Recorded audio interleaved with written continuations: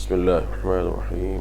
الحمد لله رب العالمين، والصلاة والسلام على رسوله النبي الكريم. أما بعد، أعوذ بالله السميع العليم من الشيطان الرجيم من همزه ونفخه ونفثه. بسم الله الرحمن الرحيم.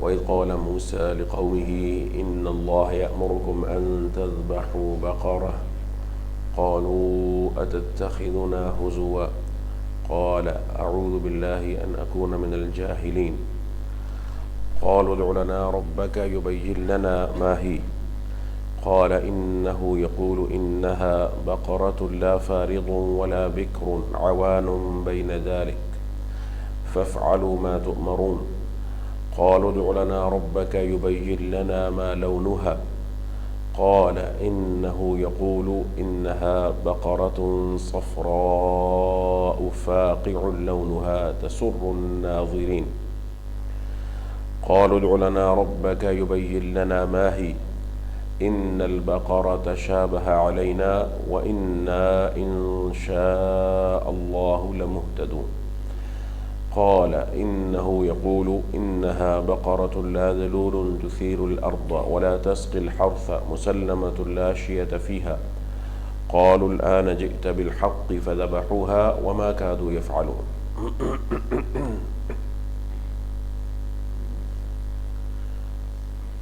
سامعین کرام، جیسا کہ آپ محسوس کر رہے ہوں گے کہ آج میری طبیعت کچھ بہتر نہیں ہے، اور گلے کی کیفیت ایسی نہیں تھی کہ ایک طویل درس دیا جائے، لیکن چونکہ یہ ایک سعادت ہے اور اللہ رب العزت کا مجھ پر احسان ہے، اس کے بعد آپ کی محبت ہے اور آپ کا ذوق اور شوق ہے، اور سب سے بڑی چیز یہ ہے کہ انسان کے لیے یہ جو مجلس ہے قرآن کریم کی، یہ برکت کا اور عظیم رحمتوں کے حصول کا ذریعہ ہے.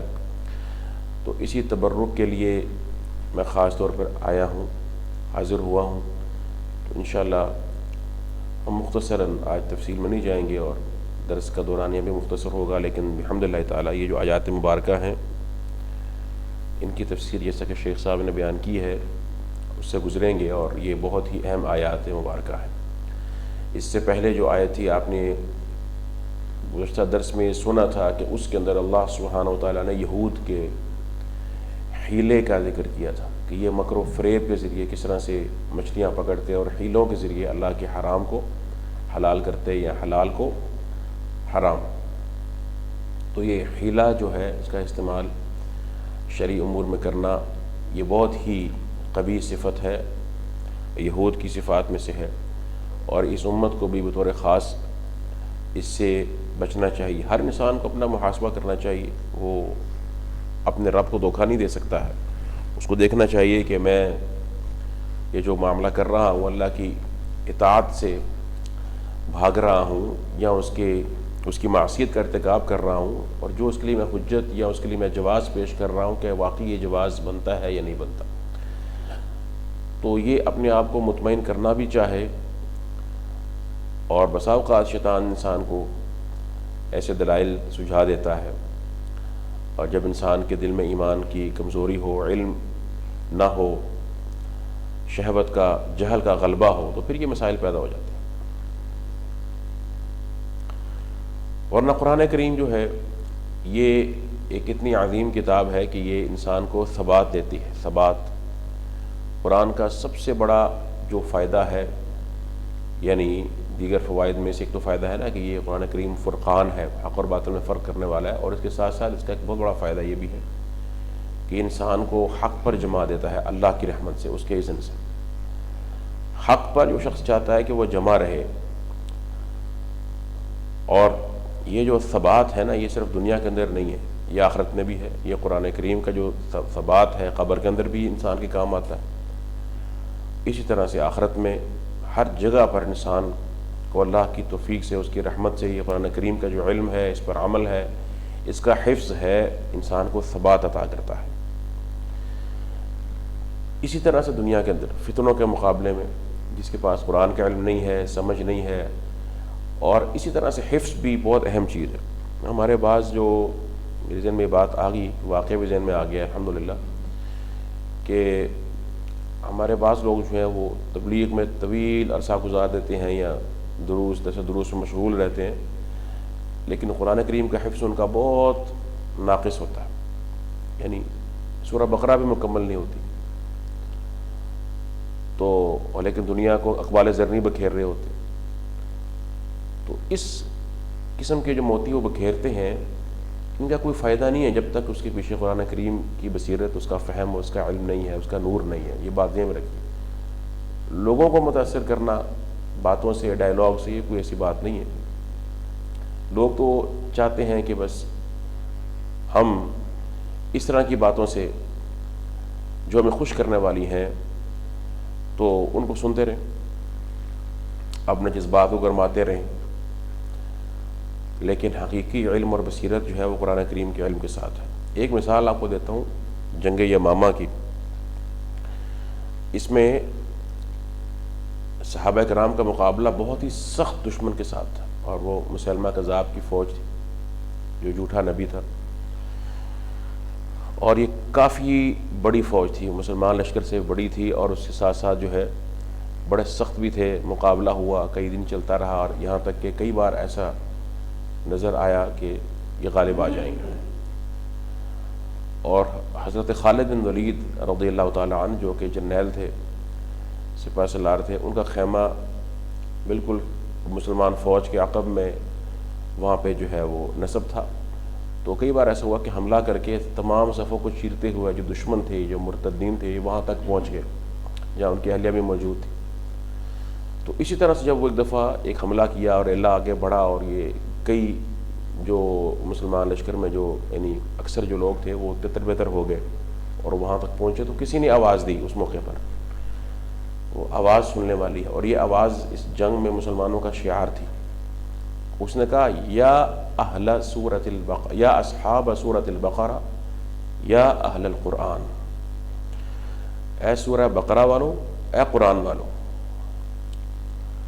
تو وہ جو قرآن کے حافظ تھے نا، سورہ بقرہ کے حفاظ تھے، وہ 1000 کے قریب لوگ تھے، وہ جمع ہو گئے اس آواز کو سن کر، اکٹھے ہو گئے، کیونکہ اس دور میں حفاظ مجاہدین بھی ہوا کرتے تھے اتفاق سے۔ تو وہ جو 1000 کا لشکر اکٹھا ہوا، اس نے اس دشمن کو قدم کو اکھاڑ دیا۔ اللہ کی توفیق سے اللہ کی نصرت آ گئی۔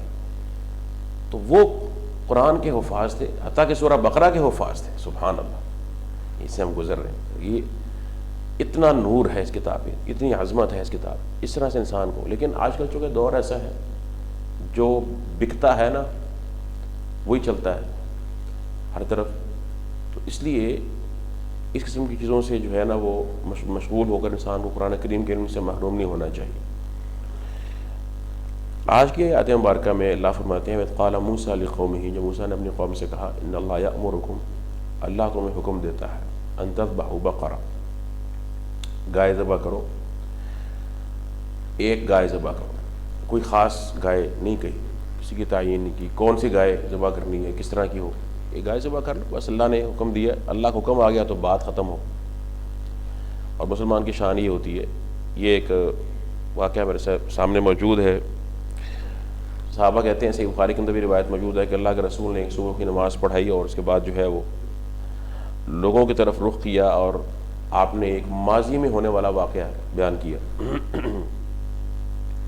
یہ واقعہ اس لیے بھی اہم ہے کہ اس کا تعلق بھی گائے کے ساتھ ہی ہے، یہاں بھی گائے کا ذکر ہے، بقرہ کا ذکر ہے۔ تو آپ نے فرمایا کہ ایک شخص جو ہے وہ چلا جا رہا تھا کہ اچانک اس نے گائے پر جو ہے وہ سواری شروع کر دی، سوار ہو گیا۔ تو وہ گائے کی وہ بیل وہ بول اٹھا، کہتا ہے انا لم نخلق لہذا، ہم اس لیے نہیں پیدا کیے گئے، انما خلقنا للحرث، ہم تو کھیتی باڑی کے لیے پیدا کیے گئے، ہم اس لیے نہیں پیدا کیے کہ ہم پر سواری کی جائے۔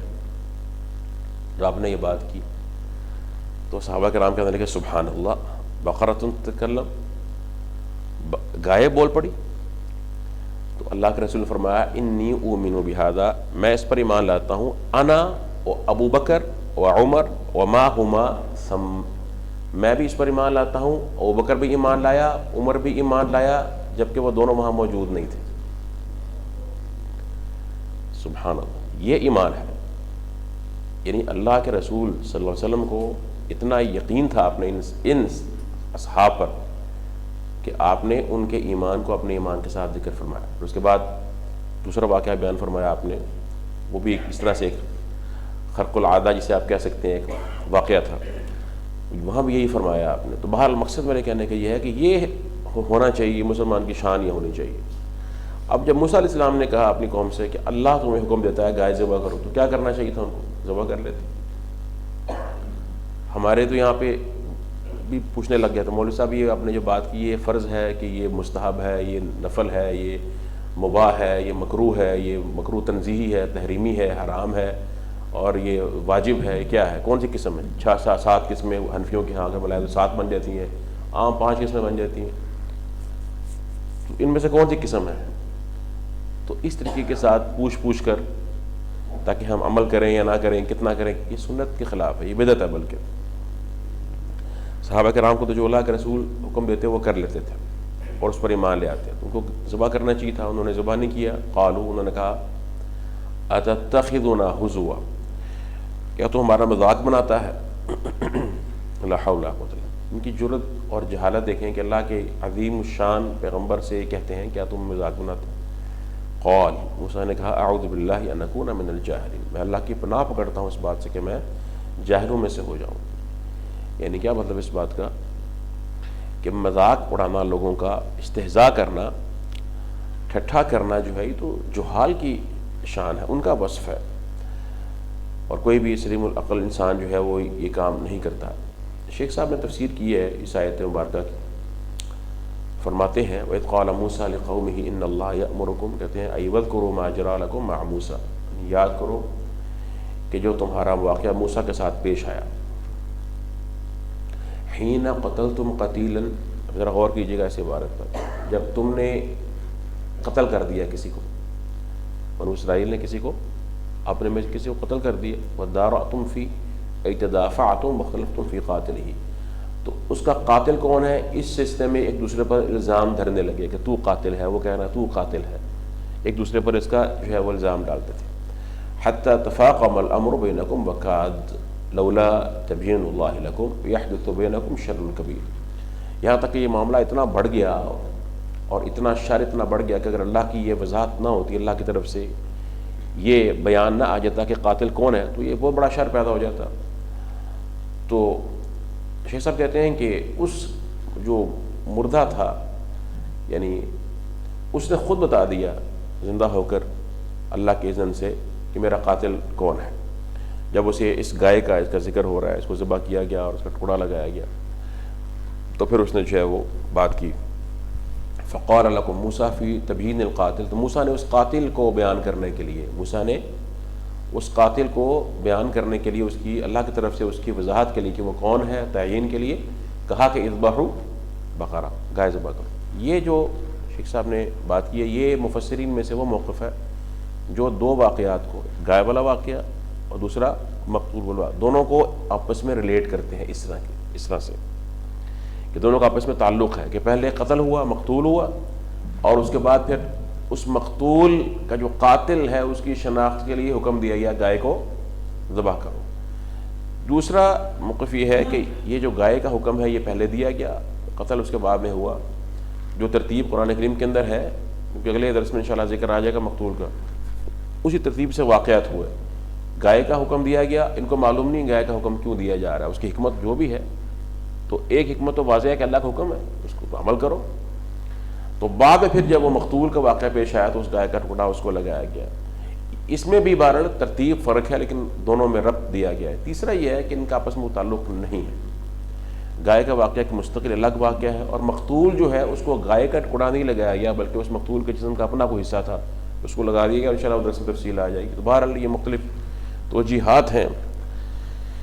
تو شیخ صاحب نے جو یہاں پہ جس موقف کو لیا وہ یہی ہے کہ موسیٰ نے کہا گائے ذبح کرو. وکانا من الواجب، تو واجب کیا تھا ان پر؟ واجب یہ تھا المبادرۃ الی امتثال امری و عدم الاعتراض علیہ. واجب ان پر یہ تھا کہ جلدی کرتے، اس حکم پر عمل درآمد کرنے میں جلدی کرتے اور اس پر اعتراض نہ کرتے.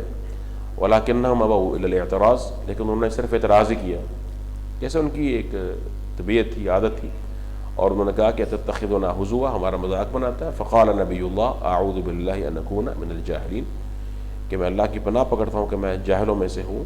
فإن الجاہل هو الذی يتکلم بالکلام الذی لا فائدۃ فیہ، کیونکہ جاہل وہ شخص ہے جو ایسی بات کرتا ہے جس میں کوئی فائدہ نہیں ہے۔ تو اللہ کے نبی اولو العزم پیغمبروں میں سے اتنے عظیم الشان پیغمبر وہ کیوں ایسی بات کریں گے جو بے فائدہ ہو، اور وہ اس کو اللہ کی طرف منسوب کر دیں گے، اس کو اللہ کی طرف، کہ اللہ ایسا کہتا ہے۔ یہ تو بہت بڑی ایک چیز ہے، اور اس سے معلوم ہوتا ہے کہ کوئی شخص خود سے ایک بات کرے، خود ساختہ کوئی مسئلہ بیان کرے، کوئی چیز کرے اور اس کو اللہ کی طرف منسوب کر دے، یہ جہالت ہے۔ لیکن اس کو جہالت کہا جائے تو لوگوں کو پھر اس میں بعض لوگ اس کو برا محسوس کرتے ہیں، لیکن حقیقت یہ ہے کہ بغیر علم کے بات کرنا شریعت کے میدان میں، اصل میں مسئلہ یہ ہے، دین جو ہے یہ ایک جامع ضابطہ حیات ہے، پورا مکمل نظام حیات ہے۔ ہم یہاں بیٹھے ہوئے ہیں، آپ نے بیٹھنا کیسے ہے، سننا کیسے ہے، اٹھنا کیسے ہے، گھر جانا ہے، کھانا کیسے ہے، پینا کیسے ہے، گھر میں داخل کیسے ہونا ہے، گھر کے اندر اس کے آداب کیا ہیں، تمام جگہوں پر دین رہنمائی دیتا ہے یا نہیں دیتا؟ اس طرح پھر معاشرے میں، معیشت، ہر جگہ پر، سیاست میں اور تمام امور میں دین کی رہنمائی موجود ہے، دعوت میں، اور لوگوں کو کس طریقے سے حکمت کے ساتھ، حکمت کو بھی تعین کرتا ہے۔ جب ہر چیز دین کے اندر موجود ہے تو پھر یہ نہیں ہو سکتا کہ آپ کوئی بات کریں اور آپ کہیں جی میں تو ویسے ہی بات کر رہا تھا، جی میں تو ویسے ہی بس ایک گپ شپ کے انداز میں بات کر رہا تھا، اپنی رائے پیش کر رہا تھا۔ کہتے ہیں جی تفسیر قرآن کی کوئی پڑھاتا ہے اور بات کہتا ہے جی میں تو اپنی بس ایک رائے دے رہا ہوں، یہ تفسیر نہیں ہے، قرآن کی آیت پڑھ کے کہتا ہے میں اپنی رائے دے رہا ہوں، یہ میری ایک سوچ ہے، اس کو تفسیر مت سمجھیے گا۔ تو اس قسم کی جو چیزیں ہیں یہ اس بات پر دلیل ہے کہ تربیت نہیں ہے ہمارے ہاں، علمی تربیت عوام کی بالکل نہیں، اور ان کو پتہ ہونا چاہیے کہ یہ رائے نہیں ہے، یہ دین میں کلام کرنا ہے، بلکہ یہ تقول علی اللہ ہے، تقول اللہ پر قول باندھنا کہ اللہ نے ایسے کہا، اور یہ شرک سے بڑا جرم ہے۔ فرمایا کہ قل انما حرم ربی الفواحش ما ظہر منها وما بطن والاثم والبغی، یہ گناہ گنتے جائیے، اللہ نے حرام کیا تمام فواحش کو، ظاہری بھی باطنی بھی، والاثم والبغی بغیر الحق وان تشرکوا باللہ ما لم ينزل به سلطانا وان تقولوا علی اللہ ما لا تعلمون۔ آخر میں بیان فرمایا اور تم اللہ پر وہ کہو جو اللہ نے، جو تم جانتے نہیں ہو۔ تو یہ تو جہالت کی علامت ہے، اس لیے ابن مسعود نے کہا کہ کل من عصى اللہ فهو جاہل، جو شخص بھی اللہ کی نافرمانی کرتا ہے وہ اس وقت جاہل ہی ہوتا ہے۔ قرآن نے بلکہ یہ کہا ہے وَلَيْسَتِ التَّوْبَةُ لِلَّذِينَ يَعْمَلُونَ السُّوءَ، بلکہ اس سے پہلے آتا ہے الَّذِينَ يَعْمَلُونَ السُّوءَ بِجَهَالَةٍ ثُمَّ يَتُوبُونَ مِنْ قَرِيبٍ، کہ جنہوں نے سوء کا ارتکاب کیا جہالت کے ساتھ، وہ جاہل ہی ہوتا ہے۔ کوئی بڑا سے بڑا مفتی ہو، کچھ بھی ہو، علامہ ہو، جب گناہ کرتا ہے تو وہ جاہل ہی ہوتا ہے، اس وقت اللہ کو بھلا دیتا ہے وہ۔ تو انسان تو ایسے ہی ہے۔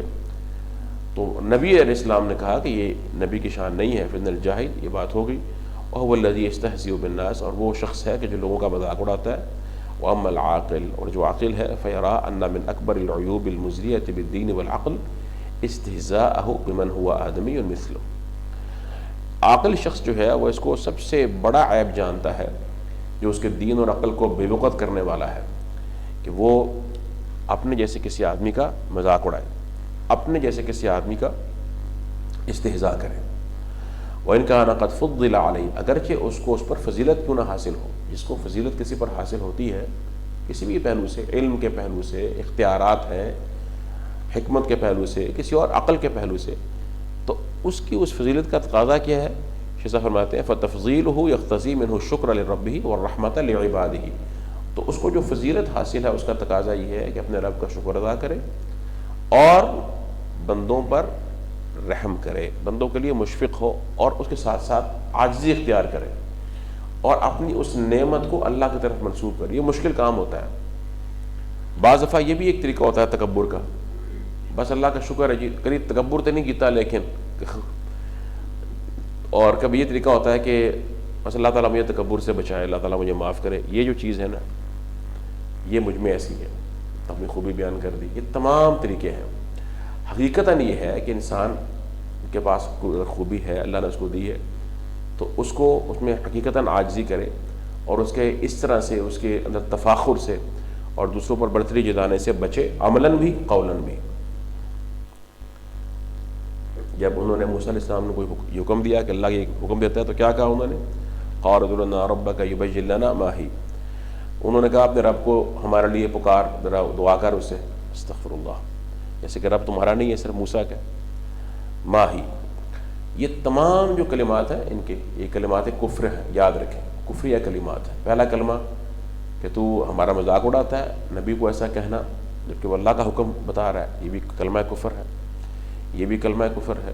اللہ کی رحمت کو ساتھ ساتھ آپ محسوس کرتے جائیے کہ کتنا ارحم الراحمین ہے ہمارا رب، کتنی اس نے ان کو جو ہے وہ ڈھیل دی ہے، اور کس حد تک اللہ چاہتا ہے انسان سے کہ وہ رجوع کر لے۔ تو ادع لنا ربک یبین لنا ما ہی، کہ وہ کیا ہے، ہمارے لیے بتائے، ہمارے لیے وضاحت کر، واضح کرے ہمارے لیے کہ وہ کیا ہے، یعنی گائے۔ قال، تو موسیٰ نے کہا انہ یقول، بے شک وہ کہتا ہے، انہا بے شک وہ بقرۃ گائے ہے، لا فارض ولا بکر، نہ بوڑھی ہے، فرد یعنی وہ اتنی بوڑھی عمر رسیدہ کہ وہ اس کو کام کاج سے الگ کر دیا گیا ہو، قطع کر دیا گیا ہو، ولا بکر، اور نہ بالکل بچھڑی ہے، بلکہ عوان بین ذالک، ان دونوں کے درمیان ہے، اور یعنی جوان عمر کی ہے۔ فافعلوا ما تؤمرون، بس تم کرو اس کا تمہیں حکم دیا جا رہا ہے۔ شیخ صاحب کہتے ہیں فلما قال لهم موسیٰ ذلک، جب موسیٰ نے ان کو یہ کہا، علموا، انہوں نے جان لیا، ان ذلک صدق، چلو سوال کیا کیا ہے، موسیٰ نے بتا دیا نا، اس کی عمر کے بارے میں بتا دیا، تو ان کو معلوم ہو گیا، تو انہوں نے یعنی یہ پچھلی کے بارے میں بات، موسیٰ نے کہا کہ گائے کو ذبح کرو، ان کو معلوم ہوا کہ حکم سچ ہے، قول سچ ہے اللہ کا، تو انہوں نے کہا کہ جی بتاؤ ہمارے لیے بیان کرو کہ وہ کیا ہے، ایما سنھا، اس کی عمر کیا ہے، تو موسیٰ نے عمر بتا دی، ای کبیرۃ، لا فارض، کبیر بڑی بھی نہیں ہے، ولا بکر، نہ چھوٹی ہے، عوان بین ذالک، دونوں کے درمیان میں ہے، واترکوا التشدید والتعنت، اب شدت چھوڑ دو، اور یہ تمہارے اندر جو ایک سرکشی ہے، تمرد ہے، یہ چھوڑ دو اور رجوع کر لو، جھک جاؤ، چاہیے تو یہ تھا نا، تو انہوں نے کیا کیا، قالوا، اگلا سوال داغ دیا، ادع لنا ربک یبین لنا ما لونھا، اپنے رب سے دعا کر ہمارے لیے، وہ ہمیں واضح کرے، بتائے، ما لونھا، اس کا رنگ کیا ہے۔ قال، موسیٰ نے کہا انہ یقول، بے شک وہ فرماتا ہے ہمارا رب، انہا بقرۃ، بلا شبہ وہ گائے ہے، صفراء، زرد رنگ، فاقع، گہرا رنگ، گہرا زرد۔ عربی میں کچھ رنگوں کے ساتھ اضافی الفاظ یا صفات آتی ہیں بتانے کے لیے کہ اس رنگ میں شدت ہے، اسے کہتے ہیں نا کہ ابیض، ناصع، یا خالص، گہرا سفید، خالص سفید، اس طرح سے جو ہے احمر قانی، اور اسی طرح سے اسود حالق، اس طرح سے صفراء فاقع، گہرا زرد، لونھا، اس کا رنگ ہے، تسر الناظرین، جو دیکھنے والوں کو خوش کر دیتا ہے۔ آج بھی اگر آپ کو اس طرح کی گائے کی نظر آ جائے، سنہری رنگ کی، چمکیلا رنگ ہوتا ہے ایسا، تو باقی یہ دیکھنے میں بہت بھلا لگتا ہے، یہ رنگ یعنی گائے پر خاص بھلا لگتا ہے۔ رنگ ویسے تو خیر یہ اچھا لگے، ہر جگہ پہ یہ نہ لگے، لیکن گائے پر، اس قسم کی جو گائے، اس کی جلد کا یہ رنگ ہوتا ہے گہرا زرد، تو یہ رنگ گائے پر بہت عمدہ لگتا ہے، دیکھنے والے کو واقعی اچھا لگتا ہے۔ تو موسیٰ نے یہ بتا دیا، تسر الناظرین ای من حسنھا، کہ اپنے حسن کی بنا پر وہ دیکھنے والوں کو خوش کرتی ہے، اچھا لگتی ہے۔ مطلب کیا ہے کہ انہوں نے مزید اس کی صفت بیان کر دی، اس کی مزید وضاحت کر دی، اور یہ بھی ہے کہ تھوڑی سختی بھی ہو گئی، پہلے سوال میں آسانی تھی، یہ کام حکم دیا تو کر لو، اب مزید سوال کر رہے ہیں کہ یہ ہے تو مزید سختی ہوگی، اب کو تلاش کرو، تلاش کرنے میں دشواری، عمل کرنا ہو تو پھر انسان اس طرح سے لیت لال نہیں کرتا، پھر وہ کام کر لیتا ہے، جس نے نہ کرنا ہو پھر وہ سوال پوچھتا رہتا ہے، اگر یہ ہو جائے، اگر یوں ہو جائے، اگر توں ہو جائے، ٹھیک ہے۔ تو اس کے بعد پھر جب موسیٰ نے یہ بتا دیا رنگ کے بارے میں، قال ادع لنا ربک یبین لنا ما ہی، دوبارہ کہنے لگے اپنے رب کو پکار ہمارے لیے، وہ بتائے ہمیں، بیان کرے، ما ہی، ہمارے لیے بیان کرے کہ وہ کیا ہے، یعنی ٹھیک ہے رنگ بتا دیا، عمر بتا دی، لیکن ہمیں سمجھ نہیں آ رہی کیا چیز کیا ہے وہ۔ ان البقرہ تشابہ علینا، یہ جو گائے ہے نا یہ ایک دوسری کے ساتھ ہم پر مشابہ ہو گئی ہیں، سمجھ نہیں آ رہی کون سی ہے، اس طرح تو بہت سی گائے کوئی بھی ہو سکتی ہے۔ وَإِنَّا إِن شَاءَ اللَّهُ لَمُهْتَدُونَ، اور انشاءاللہ ہم جلدی مقصد کو پہنچ جائیں گے۔ اور انشاءاللہ بس ایک کلمہ ہی اس میں مبارک تھا جو ان کی زبان سے سرزد ہوا۔ بعض حدیث میں آتا ہے اگر یہ کلمہ وہ نہ کہتے تو ما بُجِّنَتْ لَهُمْ إِذَا الْأَبَدُ، تو کبھی بھی ان کے لیے یہ بیان نہ ہوتا کہ وہ گائے کون سی ہے، اور بلکہ توفیق نہ ملتی ان کو۔ تو وہ کہنے لگے ادع لنا ربک یبین لنا ما ہی، شیخ صاحب کہتے ہیں فلم نہتدی ان البقرۃ تشابہ علینا، کہ گائے ہم پر مشتبہ ہو گئی ہے، ایک دوسرے کی گائے مشابہ ہو گئی ہیں ہم پر۔ فلم نہتدی الی ما ترید، تو ہمیں سمجھ نہیں آ رہی، ہم اس کو پا نہیں رہے جو تو کہہ رہا ہے، تو چاہتا کیا ہے، کون سے گائے چاہتا ہے۔ وَإِنَّا إِن شَاءَ اللَّهُ لَمُهْتَدُونَ، اور اللہ نے چاہا تو ہم یقیناً ہم جو ہے وہ حق تک پہنچ جائیں گے اور صحیح بات کو پا لیں گے۔ قال، اب تفصیل اس کی مزید آ رہی ہے۔ موسیٰ نے کہا انہ یقول، بے شک اللہ سبحانہ تعالیٰ یقول فرماتا ہے، انہا بقرۃ، کہ بلا شبہ وہ ایک گائے ہے، لا ذلول تثیر الارض، کہ اس کو تابع نہیں کیا گیا، یعنی تابع نہیں، کام پہ نہیں لگایا گیا، جوتا نہیں گیا ہے کہ زمین پر ہل چلائے، تثیر الارض، زمین میں ہل چلائے، اس کو کھود کر جو ہے اس کو جو اس طرح سے ہوتا ہے سارا۔ ولا تسقی الحرث، نہ کھیتی کو پانی پلاتی ہے، یہ نہ تو وہ زمین میں ہل چلانے والی ہے اور نہ وہ کھیتی کو پانی پلانے والی ہے۔ مسلمۃ، بالکل صحیح سالم ہے ہر طرح کی سے، اس کے عیب سے، اس سے جو ہے اور عیب سے اور کسی قسم کے نقص سے وہ پاک ہے۔ لا شیۃ فیہا، لا شیء، وشائشی، وش کہتے ہیں کہ ایک جیسے ایک چیز کا رنگ ہے نا، تو اس تمام رنگ کے مخالف کوئی ایک دھبا یا کوئی ایک رنگ ایسا ہو جو اس کے سارے رنگ کے مخالف رنگ ہو۔ تو فرمایا کہ لا شیء فیہا، اس میں کوئی ایسا رنگ بھی نہیں ہے جو اس رنگ کے، اس کے عام رنگ کے مخالف ہو۔ شیخ صاحب فرماتے ہیں کہ انہ یقول انہا بقرۃ لا ذلول، کہ ذلول نہیں ہے، کیا مطلب؟ ای مذللۃ بالعمل، کہ اس کو جو ہے وہ کام کے لیے مطیع کیا گیا ہے، کام کے لیے تابع کیا گیا ہے، وہ آزاد ہے۔ تثیر الارض، کون سا کام؟ کہ وہ بالحراثہ، کہ کھیتی کو، کھیتی باڑی کے لیے وہ نہیں، اس میں یہ ہے کہ اس کو ہل چلاتی ہے وغیرہ۔ ولا تسقی الحرث، اور نہ وہ پانی پلاتی ہے۔ مسلمۃ من العیوب، ہر طرح کے عیوب سے پاک ہے، او من العمل، اور عمل سے بھی۔ لا شیۃ فیہا، اس میں کوئی شیعہ نہیں ہے، مطلب کیا ہے؟ لا لون فیہا غیر لونہا الموصوف المتقدم، اس میں جو پیچھے رنگ بیان ہوا ہے نا، اس رنگ کے علاوہ اس میں کوئی اور رنگ نہیں پایا جاتا، کوئی اس میں دھبا بھی نہیں ہے، شائبہ بھی نہیں ہے کسی اور رنگ کا سوائے گہرے زرد رنگ کے۔ قالوا، کہنے لگے الآن جئت بالحق، اب تو حق بات لایا ہے۔ یہ بھی کلمہ کفر ہے کہ پہلے جو تھا اس میں کچھ باطل تھا، معاذ اللہ، جو پہلے بیان ہو رہا تھا۔ ای بالبیان الواضح، یعنی اب تو واضح بات کہی ہے، پہلے تیری بات مبہم تھی۔ وہذا من جہلہم، شیخ صاحب کہتے ہیں یہ ان کے جہل کی وجہ سے، فرط جہل کی بنا پر ان سے یہ کلمات صادر ہوتے ہیں۔ وإلا فقد جاءہم بالحق اول مرہ، وگرنہ موسیٰ تو پہلی دفعہ ہی ان کے پاس حق لے کر آئے تھے۔ فلو انہم اعترضوا ای بقرۃ حصل المقصود، اگر وہ کوئی بھی گائے پیش کر دیتے، کوئی بھی گائے، جب پہلی دفعہ حکم آیا تھا ان اللہ یأمرکم ان تذبحوا بقرہ، تو مقصد حاصل ہو جاتا۔ ولکنہم شددوا بکثرۃ الاسئلۃ فشدد اللہ علیہم، تو ولیکنہم شددوا بکثرۃ الاسئلہ، لیکن انہوں نے سختی کی کثرت سوال سے، کثرت سوال پوچھ کے، بار بار سوال پوچھ کے انہوں نے سختی کی، تو اللہ نے بھی ان پر سختی کر دی۔ اللہ نے اس امت کو حکم دیا، یا ایھا الذین آمنوا لا تسألوا عن اشیاء ان تبد لکم تسؤکم، تو اس لیے اللہ نے منع فرمایا۔ اور جب اس طرح سے یہ یعنی کثرت سوال کرنے سے، وحی کے دوران بہت زیادہ سوال نہ کرو، جو کہا جا رہا ہے اس پر عمل کر لو۔ تو صحابہ کرام پھر اتنا ڈرا کرتے تھے کہ اللہ کے رسول اکثر سوال نہیں کرتے، سوال کرنے سے وہ گھبراتے، احتراز کرتے، اور خود کہتے ہیں کہ ہم جب اللہ کے رسول کے پاس کوئی باہر سے شخص آتا، کوئی خارجی آتا، کوئی اعرابی آتا، کوئی دیہاتی آتا، اور وہ آپ سے سوال کرتا، ہم خوش ہوتے، ہم چاہتے کہ وہ سوال کر لے کہ جو ہم کرنا چاہتے ہیں۔ تو بہرحال یہ ایک چیز بھی اہم ہے، آج کل علماء کے پاس بیٹھ کر لوگ یہ بھی کام شروع کرتے ہیں، کثرت سوال اور فضول سوالات۔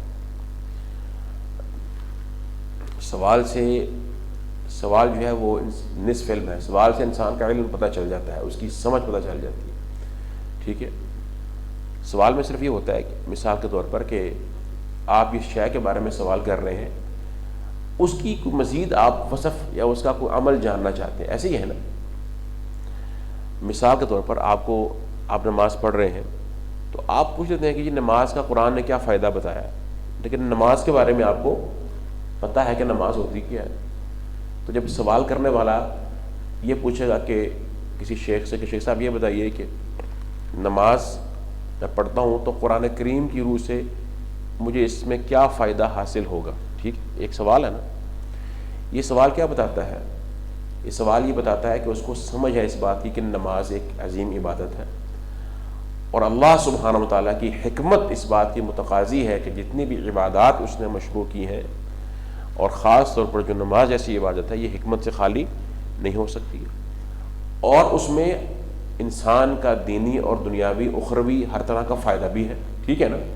اس سوال نے اتنا کچھ بتا دیا اس شخص کے بارے میں، میری بات سمجھ آ رہی ہے نا آپ؟ یہ سوال ایک اچھا سوال ہے، ایک ذہین عاقل شخص کا سوال ہے، اور ایک بصیرت والے شخص کا سوال ہے کہ اس نے وہ سوال کیا جو اس کو، اور پھر یہ سوال یہ بھی بتا رہا ہے کہ اس کا ایک تعلق ہے نماز سے، وہ حریص ہے نماز کے بارے میں، جاننا چاہتا ہے، اللہ کا قرب مزید حاصل کرنا چاہتا ہے، اس لیے وہ یہ سوال کر رہا ہے، اور نماز میں اس کی رغبت تاکہ بڑھ جائے، اس کا شوق نماز میں جو ہے وہ ظاہر ہوتا ہے۔ تمام باتیں ہیں نا۔ تو جب سوال کرنے والا سوال کرتا ہے تو جس سے پوچھا جا رہا ہوتا ہے کوئی بھی عالم دین، وہ فوراً اس کے سوال سے بات سمجھ لیتے ہیں، لیکن بعض سوالات ایسے ہوتے ہیں کہ جو سوال کرنے والا ہے اس جہل پر دلالت کرتے ہیں، جس شے کے بارے میں پوچھ رہا ہے اس کے بارے میں نہیں جانتا ہے، یا اس کے بارے میں اس کا سوال ایسا ہے کہ جو ایک طرح سے اس سے یعنی اعراض کرنا چاہتا ہے، یا عالم دین کو چاہتا ہے کہ اس کو پھنسایا جائے، کسی مسئلے الجھایا جائے، اس کو غلوطات۔ تو یہ تمام جو یہ ہمیں سوال کا ادب سکھایا جا رہا ہے نا ان آیات میں، تو اس لیے سوال برائے سوال کرنا، یا سوال اس لیے کرنا کہ میں اپنا علم دکھاؤں کسی کو۔ کئی سوال ایسے ہوتے ہیں لوگوں کے کہ وہ اپنی کسی بات کو ثابت کرنا چاہتے ہیں۔ سوال کرنے کا مقصد یہ ہے کہ جو میں سمجھاؤں اس بات سے وہ صحیح ہے، اور جو آپ بیان کرتے ہیں یہ لوگ سمجھتے ہیں وہ غلط ہے، یا میری بات کی تصدیق کریں، یا وہ اپنی برتری جتلانا۔ یہ تمام صورتیں سوال کی جو ہیں یہ مذموم صورتیں ہیں۔ یا سوال اس لیے کرتے ہیں تاکہ وہ اس حکم سے، اس پر عمل کرنے سے بچ جائیں جس کا اللہ نے حکم دیا ہے کہ اس پر عمل کیا جائے۔ جیسے کہ ایک بہت بڑے عالم دین محدث گزرے ہیں ہماری جماعت کے، عبد المنان نور پوری صاحب رحمہ اللہ تعالی۔ ان سے کسی نے سوال پوچھا، جی تصویر کا سوال دیکھیے، سوال کبھی کئی سوال ایسے ہوتے ہیں جو کسی اگلے سوال کا مقدمہ ہوتے ہیں، وہی بات نا کہ اس نے ایک بحث کو ایک رخ دینا ہوتا ہے۔ تصویر حرام ہے کہ حلال؟ حرام ہے، جائز نہیں۔ تو پاسپورٹ پہ جو لگی ہوتی ہے، یہ پاسپورٹ بنانا جائز ہے؟ کہاں جائز ہے۔ تو اب اس سے پہلے کہ اگلا بار سوال کرتا ہوں، ان کی طبیعت تھی کہ وہ اس طرح سے فضول سوالات کے تفصیل کے تطویل میں جانے دیا نہیں کرتے تھے۔ ہاں نہ، اس طرح کے لوگوں کے لیے اتنی بات ہی کافی ہوتی ہے، کیونکہ ان کا سوال کا مقصد کیا ہوتا ہے؟ الجھانا اور ثابت کرنا کہ نہیں تصویر جو ہے وہ جائز ہے، کیمرے کی تصویر ہے یا کوئی بھی تصویر ہے، اگر نہ ہو تو پھر آپ پاسپورٹ کے اندر کیوں استعمال کرتے ہیں، حالانکہ اس کا مسئلہ بالکل مختلف ہے، وہ اضطرار ہے وغیرہ۔ باہر یہ ایک مثال دی ہے آپ کو۔ اکثر جو سوالات آتے ہیں نا، کم لوگ ہوتے ہیں جو سوال اس لیے پوچھتے ہیں کہ جو علم حاصل کرنا چاہتے ہیں، سوال برائے یعنی استعلام ہو علم کے لیے، وہ کم ہوتا ہے، اور سوال زیادہ تر اسی بنا پر ہوتا ہے کہ اس سے اعراض کیا جائے، یا اسی بنا پر دل سخت ہو گئے ہوئے ہیں، دل جو ہے وہ سخت ہیں، عمل سے دور ہیں، اور بس کیل و کال زیادہ ہے۔ بہرحال تو شیخ صاحب فرما رہے ہیں کہ وَلَوْ لَمْ يَقُولُوا انشاءاللہ، اگر وہ انشاءاللہ نہ کہتے، لم يهتدوا ايضا الیہا، تو وہ کبھی بھی ان کو اس کی طرف ہدایت نہ ملتی، یعنی اس کو گائے کی طرف کہ اس کو ذبح کر لیں یا اس کو سمجھ لیں، اس کو پالیں۔ فذبحوها، تو ذبح تو انہوں نے کر لیا گائے کو، کون سی گائے کو؟ البقرۃ التی وصفت بتلک الصفات، اس گائے کو ذبح کر لیا جس کی وہ صفات بیان کی گئی تھی۔ وما كادوا يفعلون، اور قریب نہیں تھا کہ وہ یہ کرتے، یعنی کر لیا، اللہ کا اذن تھا، اس کی مشیت تھی، ورنہ ان کی جو ارادہ اور نیت تھا وہ یہ نہیں تھا کرنے کا. کیوں؟